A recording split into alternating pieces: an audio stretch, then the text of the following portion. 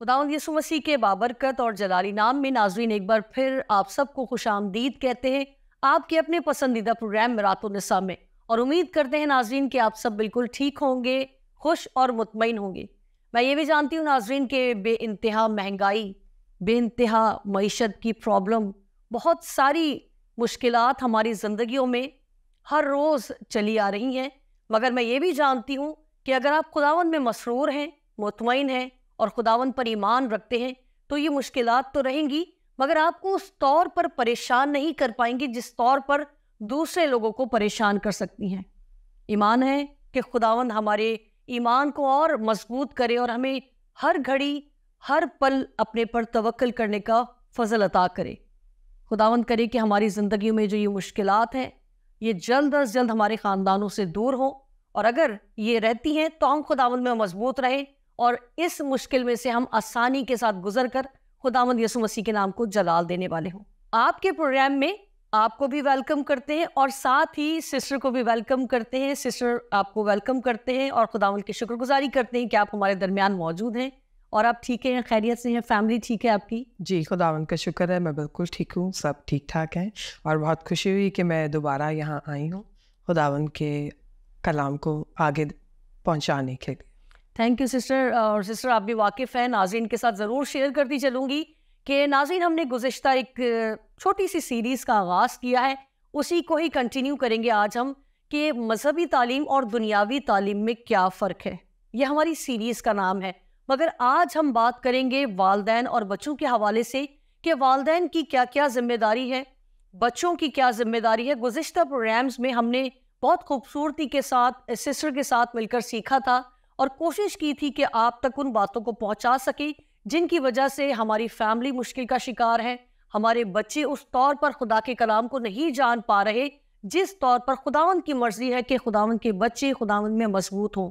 कोशिश की है और उम्मीद करते हैं कि आप इस प्रोग्राम को देखेंगे भी और अपने उन अजीज़ों में ज़रूर इस प्रोग्राम को शेयर करें जिनकी ज़िंदगी में आप समझते हैं कि उनकी ज़िंदगी में मुश्किलात हैं या कोई भी प्रॉब्लम से शायद वो गुजर रहे हों। उम्मीद करते हैं कि आप हमारी इन बातों को ज़रूर गौर से सुनेंगे भी, और अगर आप समझते हैं कि हमने कोई ऐसी बात उस तौर पर आपको बयान नहीं की या कोई कमी है तो प्लीज़ हमें ज़रूर अपनी कीमती आरा से नवाजिएगा ताकि हम और ज़्यादा बेहतर तरीके से आपके लिए उस प्रोग्राम को तरतीब दे सकें। इसी प्रोग्राम को कंटिन्यू करते हुए सिस्टर मैं चाहूँगी कि हमने जिस तरह तरतीब दिया है प्रोग्राम, तो मैं चाहूँगी कि आप ज़रूर बताएं कि ऐसे भी बहुत सारी कपल्स हैं जिनके पास औलाद नहीं है और ऐसे भी लोग हैं जिनके पास औलाद जैसी नेमत खुदा ने उन्हें फल के तौर पर, तोहफे के तौर पर अता की है। तो मैं चाहूँगी आप ज़रूर बताएं कि औलाद जैसी नेमत आपको मिल गई है और खुदा ने आपको बरकत दे दी है, आपके तरकश जो है वो तीरों से भरे हुए हैं, फिर क्या वजह है कि हम बच्चों की तरबियत उस तौर पर नहीं कर पा रहे या हम बच्चों के साथ वो टाइम स्पेंड नहीं कर पा रहे जिस तौर पर बच्चों को वो टाइम, क्वालिटी टाइम उनको चाहिए होता है, वो रफाकत चाहिए होती है, और जिसकी वजह से बच्चे जो है वो उस गैप को फुलफिल करने के लिए दूसरी तरफ रुजू करते हैं। सबसे पहले तो मैं ये बात कहूँगी कि आजकल के दौर में सबसे ज़्यादा डिफ़िकल्ट है फैमिली टाइम देना एक दूसरे को। हम सब इतने ज़्यादा बिजी हैं कि हमारे पास टाइम ही नहीं होता अपनी फैमिली को देने के लिए। सबसे पहले तो जॉब में हम इतने बिजी होते हैं, कभी किसी की नाइट है, किसी की डे है, कोई अपने फैमिली फ्रेंड्स में कोई गया हुआ है, आना जाना बहुत ज़्यादा है, एक दूसरे के साथ बैठने का टाइम नहीं मिल पाता, तो बिज़ी शेड्यूल बहुत ज़्यादा है। सेकेंडली मैं समझूंगी, आपको बताऊंगी सेकेंडली कि लैक ऑफ टाइम, क्योंकि हमारे पास टाइम नहीं होता तो हम कैसे आगे फैमिली के साथ बैठेंगे, उनको देंगे टाइम, क्योंकि सब जॉब्स में बिज़ी हैं, ठीक है, बच्चों के अपनी प्रायोरिटीज़ हैं, वो हमारे साथ बैठना नहीं मांगते कि आप लोगों के साथ बैठो तो आप लोग अपनी बातें कर रहे होते हो तो हमें क्या मज़ा, बोर होते हैं बच्चे एंजॉय नहीं करते। सेकंड, हमारे पास अपने सोशल टाइम इतना ज़्यादा है, सोशल वर्क इतना ज़्यादा है कि हम उन्हीं में बिज़ी रहते हैं, विजिट्स हमारे इतने ज़्यादा होते हैं, अभी इसके पास जाना है, अभी उसके पास जाना है, और फैमिली के लिए टाइम नहीं है। और इसके अलावा सबसे बड़ी बात, जेनरेशन गैप। हमारे पास जो हमें चीज़ें मिली थी, जो ग्राउंड बच्चों को अब मिला है वो हमें नहीं मिला था, जो फैसिलिटीज़ उनके पास हैं वो हमारे पास नहीं है। तो सबसे बड़ा जो है वो जनरेशन गैप है। और जो कि बिल्कुल टोटली डिफरेंट है। हमारे ज़माने में हमें कोई इस तरह की फैसिलिटी थी, जो पेरेंट्स ने जो कह दिया हमने वही करना है, उनकी आँख को देखना है। आप भी इस बात से समझेंगी। मैं पेरेंट्स जब बता रही है तो मैं फ्लैशबैक हो गया है।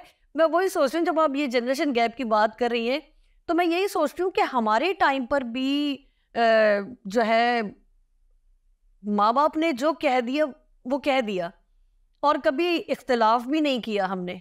और कभी जो है, ये तो बहुत दूर की बात है कि आपके साथ बैठकर हमें बोरियत हो रही है, या हम ये सोच लें कि हम दोस्तों के साथ टाइम गुजारें। वो टाइम भी हमने गुजारा है, आप भी समझती हैं कि उस टाइम पे बल्कि हमने ज़्यादा खेल कूद और बाहर की लाइफ हमने ज़्यादा एंजॉय की। मगर वो जो फैमिली के साथ का टाइम होता था ना, वीकेंड पे या डेली इवनिंग में फैमिली के साथ बैठकर खाना खाना, फैमिली के साथ ही समझे कि गैदरिंग और एक मजाक और कोई कहानियां सुनाना, सारे दिन की वो जो आपने किया होता है काम, कोई अगर स्पेशल करते थे, वो सारी चीजें डिस्कस होती थी। अभी जिस तरह से अभी आपने बताया कि कोई नाइट में जा रहा है, कोई डे में जा रहा है, तो फिर ये चीजें कैसे बैलेंस होंगी? क्या इसका हल हो सकता है? बच्चों की ना एबिलिटीज डिफरेंट है।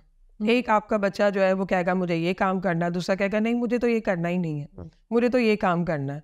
तो अब हमें आजकल दौर ऐसा है कि हम बच्चों को पे थोप नहीं सकते, उनको एम्फसाइज नहीं कर सकते कि यही काम करना है। वो अपनी मर्ज़ी के मालिक हैं और बालिग हैं। तो इस बात के लिए तो हमारी सोसाइटी भी हमें कहती है कि बच्चा जब बालिग हो जाता है तो अपनी मर्ज़ी करता है। और इवन हमारा मज़हब में भी ये बात है कि बच्चा बालिग है तो वो अपनी मर्ज़ी कर सकता है। और इसके अलावा हम पेरेंट्स, जैसे छोटे बच्चे हैं तो चर्च ना जाने के लिए आज बहुत सर्दी है या आज बहुत गर्मी है, छोटा बच्चे को सोने रहने दो, कोई बात नहीं, बाद में इसको पढ़ा लेंगे, या बाइबल मुकद्दस पढ़नी है तो चलो अभी नाश्ता कर लो बाद में करना है। बट जबकि हम ये काम नहीं करते थे। मुझे अच्छी तरह याद है, जैसे पहले भी हमने प्रोग्राम किया उसमें मैंने ये बात की कि हमारे पेरेंट्स, मेरी मदर मुझे कहती थी नाश्ता उस वक्त मिलेगा जब दुआ करोगी, जब बाइबल मुकद्दस पढ़ोगी। तो हमारे पास ये सारी चीज़ें हैं, लेकिन अब जो है वो बिल्कुल डिफरेंट है। हर चीज़ हमारे पास फ़र्क है। अगर हम अपने ज़माने को इन बच्चों के साथ मैच करके देखें तो आप खुद भी कहेंगी कि हमें कितना डिफरेंस मिलता है। तो आप ना समझती हैं कि आज का टाइम ठीक नहीं है, और ये जितनी फैसिलिटीज़ हम बच्चों को दे रहे हैं तो क्या ये गलत दे रहे हैं, या हमें वही टाइम रहना चाहिए था, या हमारे साथ जो हुआ हमें बच्चों को भी उसी तौर पर रखने की ज़रूरत है? जी बिल्कुल, रखने की तो ज़रूरत है। देखिए हमें खुद ये गैप फिल करना है, जनरेशन गैप है, लेकिन इस तरह के बच्चों को प्यार के साथ थोड़ा डांट डपट भी करना है। जैसे बाइबल मुकद्दस में लिखा है कि छड़ी इस्तेमाल कर, तंबी कर, तो ये चीज़ें भी ज़रूरी हैं। ज़्यादा नहीं, क्योंकि बच्चे बागी ना हो जाए, लेकिन थोड़ा बहुत ज़रूरी है, हमें ये सब करना चाहिए। आपको लगता है कि छड़ी उठाने की नौबत आज के दौर से आती होगी? तो बिल्कुल, क्योंकि अगर माँ या बाप जिस तरह से, देखिए आप भी वाकिफ़ हैं और मैं भी तमाम लोगों से वाकिफ़ हूँ, मेजॉरिटी है हमारे सर्कल में जो हमारा, अभी जिस तरह आपसे कहा विजिट्स हमारे होते हैं, तो हम वाकिफ़ हैं कि किस तरह से अगर माँ ने ऊंची आवाज़ में ही कह दिया ना बेटी को कि, या उसको गुस्से से देख लिया, तो वो बच्ची का एटीट्यूड उसी टाइम नज़र आएगा, उसके उठने से, उसके ज़ोर ज़ोर से चल के जाने पे, और शायद कोई काम बोला है तो वो चीज़ें पटकने की आवाज़ें आनी शुरू होंगी। तो ये बिहेवियर आप समझती हैं कि ये पेरेंट्स की मिस्टेक है या बच्चों की मिस्टेक है? अगर उनका इस टाइम में, इस ईयर में पैदा होना हमारे इख्तियार में नहीं है, वो उन्होंने इसी टाइम पे ही आना था, तो क्या वजूहात है कि बच्चे इतने बदतमीजी कह सकते हैं ना आप तो इसको, कि बेअदब और बदतमीज होते जा रहे हैं, और पेरेंट्स दूसरों के सामने शर्मिंदा हो रहे हैं कि हम तो इस तरह से नहीं थे, नहीं हमारे बच्चे ऐसे क्यों हैं? तो क्या ज़्यादा प्यार उनको बिगाड़ रहा है, ये ज़्यादा चीज़ें उनको प्रोवाइड की जा रही हैं, ये बिगाड़ने का सबब है, या उनकी वो फरमाइश है कि बच्चा जो है वो 2 टाइम शायद खाना नहीं खाएगा? अभी आपने बात की कि आपकी मदर आपको नाश्ता नहीं देती थी जब तक आप दुआ नहीं करती। आप तो कहेंगे नाश्ता नहीं दे रही तो ना दो, क्योंकि आजकल के बच्चे, आपको पता है कि जंक फूड है उनके बैग में, शायद बिस्किट कर लेते हैं, खा लेंगे, और एप्स तो भरी पड़ी है, मंगवा लिया और खा लिया। तो कैसे इसको मैनेज करेंगे? पहले तो जो एक ही सालन बना है ना, वही सबने ही वही खाना है, और चुप करके खाना है, और पेट भर के खा के उठना। बिल्कुल। अभी नहीं मुझे ये नहीं खाना तो वो दूसरी चीज आ जाएगी, या मुझे ये नहीं देखना तो उसने मोबाइल पे अपना प्रोग्राम देखना शुरू कर दी। वो गैदरिंग, वो सारी चीजें बिल्कुल ही, हमें थोड़ा सा ये टाइम जो है ना, फैमिली टाइम निकालना पड़ेगा, पेरेंट्स को भी और बच्चों को भी साथ मिल के करना पड़ेगा। ऐसे तो देखें गाड़ी नहीं चलेगी। अपनी फैमिली को अगर आपने मजबूत रखना है, एक साथ रखना है, तो कुछ पेरेंट्स को भी करना पड़ेगा, कुछ बातें बच्चों की भी बर्दाश्त करनी पड़ेंगी। बाइबल मुक़द्दस में बड़ी अच्छी आयत है कि हम ना अपने बच्चों को टॉन्ट करते हैं, तो ज़रूरी नहीं है कि हर बात टॉन्ट से पूरी हो जाए। कुछ बच्चे अच्छे हैं, कुछ अच्छे नहीं हैं। तो बाइबल मुक़द्दस में इतनी अच्छी बात लिखी है कि अपने बच्चों को गुस्सा ना दिलाओ। इसके लिए मैं चाहूँगी शाहाना आप इफ़सियों 6:4 आयत देखिए। खुदावंद के कलाम में से, नए अहदनामे में से इफ्सियों का ख़त, उसका 6 बाब और उसकी 4 आयत। यहाँ पर यूँ मरकूम है, और ए औलाद वालो, तुम अपने फ़र्जंदों को गुस्सा ना दिलाओ, बल्कि खुदावंद की तरफ से तरबियत और नसीहत दे देकर उनकी परवरिश करो। हाँ जी, कितनी अच्छी आयत है कि हमें पेरेंट्स, एज अ पेरेंट्स हमें पता होना चाहिए कि हमें बच्चों को टॉन्ट नहीं करना है, गुस्सा नहीं करना है। हमें नज़र आ रहा होता है कि हमारे बच्चे अपनी पटरी से उतर रहे हैं, तो हमें खुदा के सामने गिड़गिड़ाने की ज़रूरत है, आवाज़ारी की ज़रूरत है, उनको साथ लेके बैठने की ज़रूरत है। आजकल वो ज़माना है कि 2 अपनी सुनाओ और 2 बच्चे की सुनो, तो ही बच्चा जो है आजकल बैलेंस लाइफ रह रही होती है। इसके लिए हमें बहुत ज़्यादा दुआ करने की ज़रूरत है। मैं कभी कभार कुछ लोगों से मिली हूँ, उन्होंने, उनके दिल में ना नौजवान नस्ल के लिए बड़ा दुख है और बड़ी दुआ करते हैं। मैं कहती हूँ really we are blessed to have them, जो लोग हम जवान लोगों के लिए दुआ करते हैं। हमारे बच्चे आजकल बहुत ज़्यादा दूर हो गए खुदा से, गलत बेराह रवैये का शिकार हो रहे हैं। उसके लिए हमें ज़रूरत है कि अपने बच्चों के लिए दुआ करना।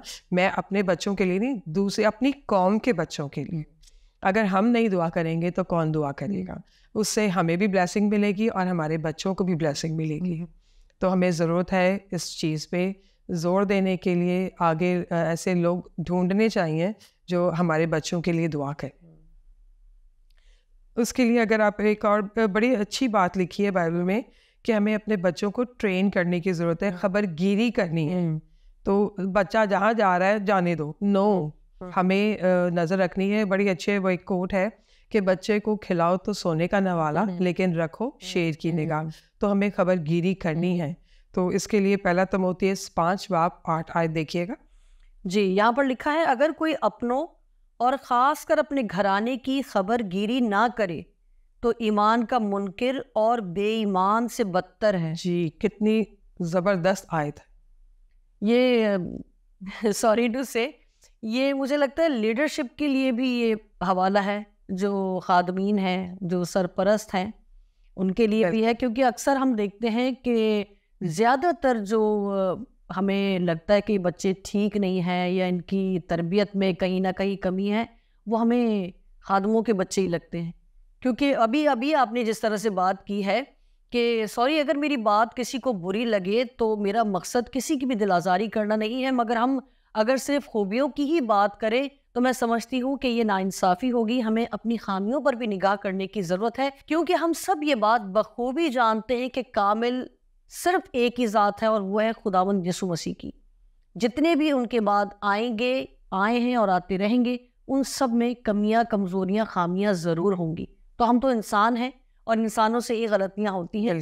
तो बात सारी यही है, जिस तरह से भी आपने कहा कि हमारे विजिट्स इस कदर बढ़ गए हैं, अब आप उन विजिट्स को किसी भी तरफ लेके जा सकते हैं।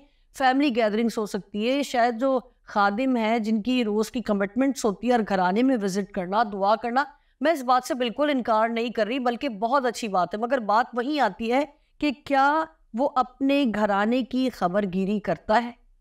क्या वो टाइम जो उसके ज़िम्मे खुदा ने लगाया है, क्या वो, क्योंकि वो भी एक वालिद होंगे ना जी, जिनकी जो शादीशुदा खादिम है वो भी वालिद हैं उनकी, और बहुत सारे खादिम ऐसे हैं जिनकी वाइफ उनके साथ विजिट्स में जाती है। तो यहाँ पर पेरेंट्स की हम बात कर रहे हैं, सिर्फ खादिम की बात नहीं कर रहे। अगर मेरी बात का रुख दूसरी तरफ चला गया तो मैं वापस उसी ट्रैक पर आती हूँ, और मैं यही कहूँगी कि पेरेंट्स कोई भी हो सकते हैं, शायद वो डॉक्टर भी हो सकते हैं, वो और भी किसी फील्ड से, क्योंकि अक्सर अब यही देखा जा रहा है कि जिस फील्ड में कोई जॉब करे तो उसी फील्ड की आपको लाइफ पार्टनर मिल जाता है, आपकी शादी हो जाती है, क्योंकि वो अंडरस्टैंडिंग हुई होती है आपकी, तो बहुत अच्छी बात है।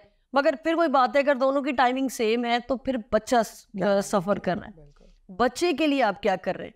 आपने किस तरह से बच्चे के लिए टाइम को मैनेज किया है? क्या वो टाइम जिसका वो मुस्तहिक है, क्या आप वो उसे दे रहे हैं?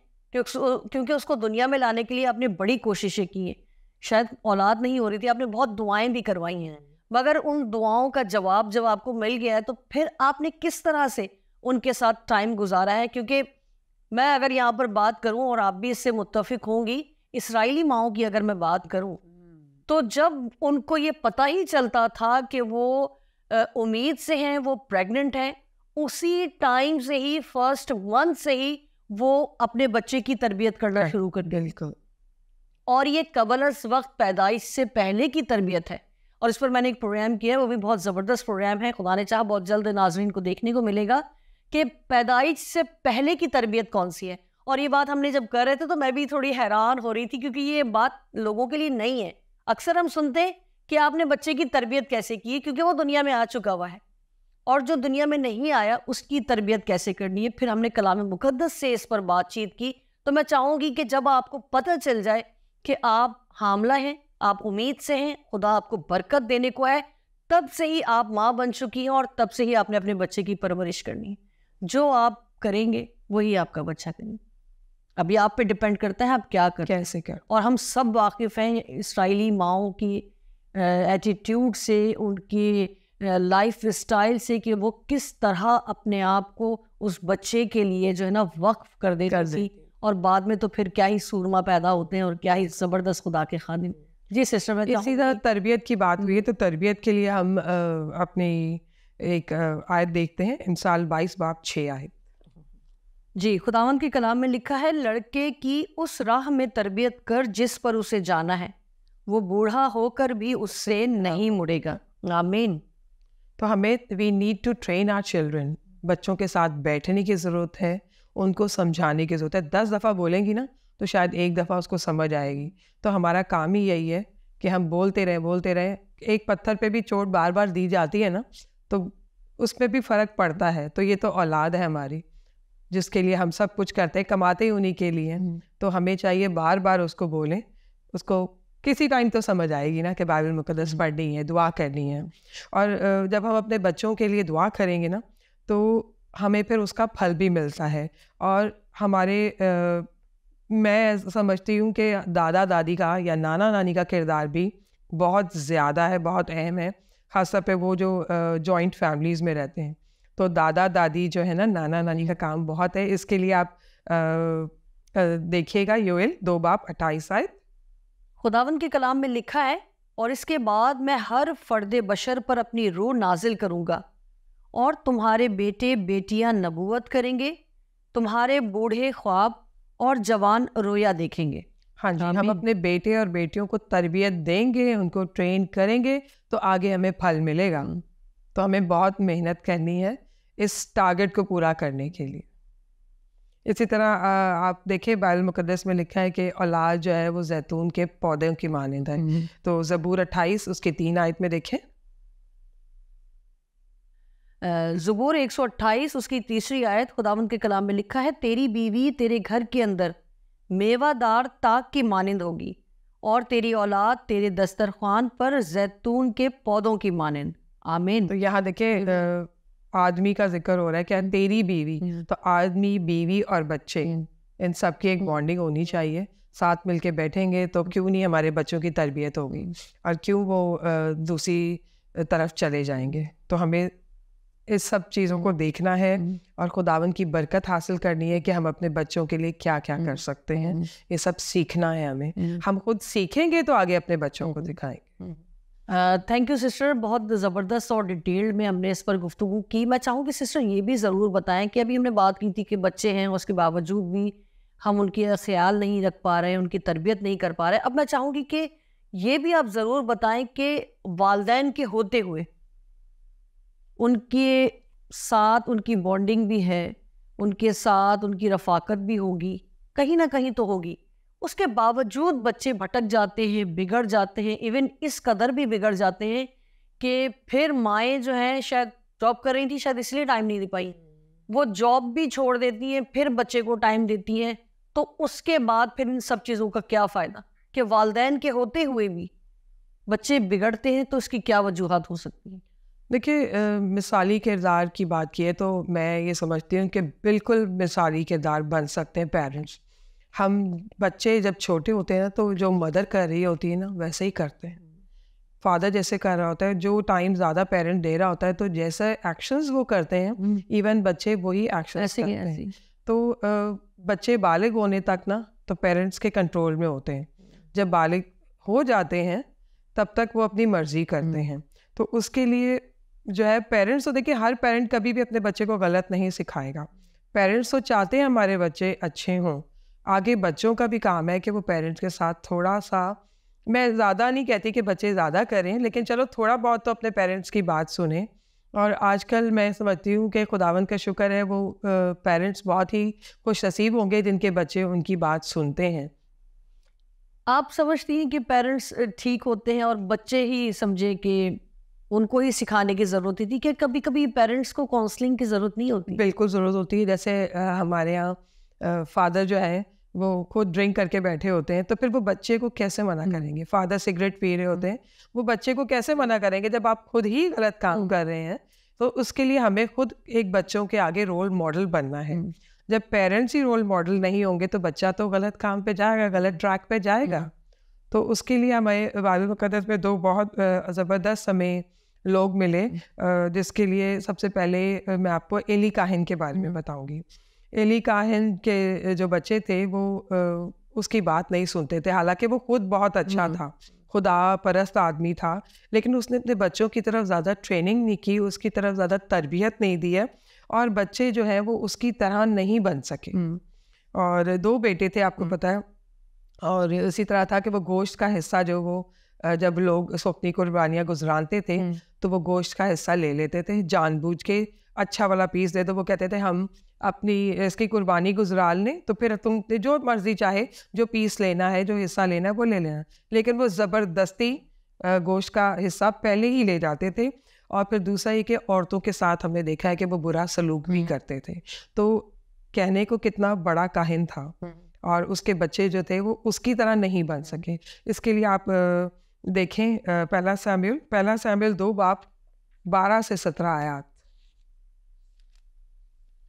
कलाम मुकद्दस में लिखा है, और एली के बेटे बहुत शरीर थे, उन्होंने खुदावंद को ना पहचाना। और काहिनों का दस्तूर लोगों के साथ ये था कि जब कोई शख्स कुर्बानी चढ़ाता था तो काहिन का नौकर गोश्त उबालने के वक्त एक सह शाखा कांटा अपने हाथ में लिए हुए आता था और उसको कड़ा या देगचे या हुंडे या हांडी में डालता, और जितना गोश्त उस कांटे में लग जाता उसे काहिन आप लेता था। यूं ही वो सैला में सब इसराइलियों से किया करते थे जो वहां आते थे। बल्कि चर्बी जलाने से पहले काहिन का नौकर आ मौजूद होता और उस शख्स से जो कुर्बानी चढ़ाता ये कहने लगता था कि काहिन के लिए कबाब के वास्ते गोश्त दे, क्योंकि वो तुझसे उबला हुआ गोश्त नहीं बल्कि कच्चा लेगा। और अगर वो शख्स ये कहता कि अभी वो चर्बी को जरूर जलाएंगे, तब जितना तेरा जी चाहे ले लेना, तो वो उसे जवाब देता, नहीं, तू मुझे अभी दे, नहीं तो मैं छीन कर ले जाऊंगा।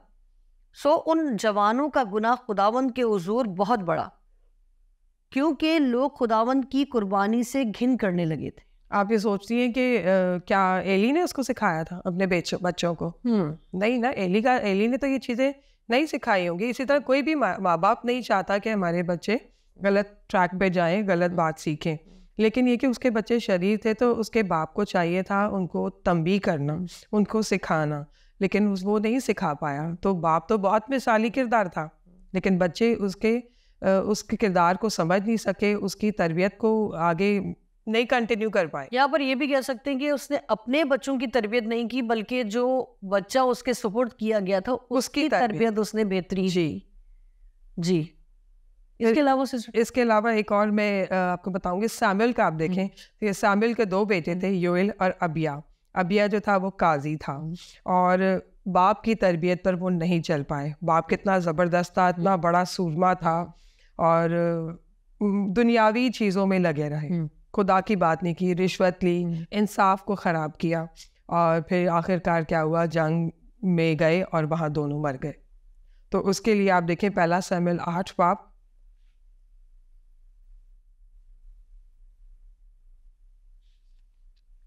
1 से 3 आयत। जी, यहाँ लिखा है, जब सैमुअल बुढ़ा हो गया तो उसने अपने बेटों को इसराइलियों के काजी ठहराया। उसके पहलौठे का नाम यूएल और उसके दूसरे बेटे का नाम अबिया था। वो दोनों बीरसबा में काजी थे और उसके बेटे उसकी राह पर ना चले, बल्कि वो नफ़ा के लालच से रिश्वत लेते और इंसाफ का खून कर देते थे।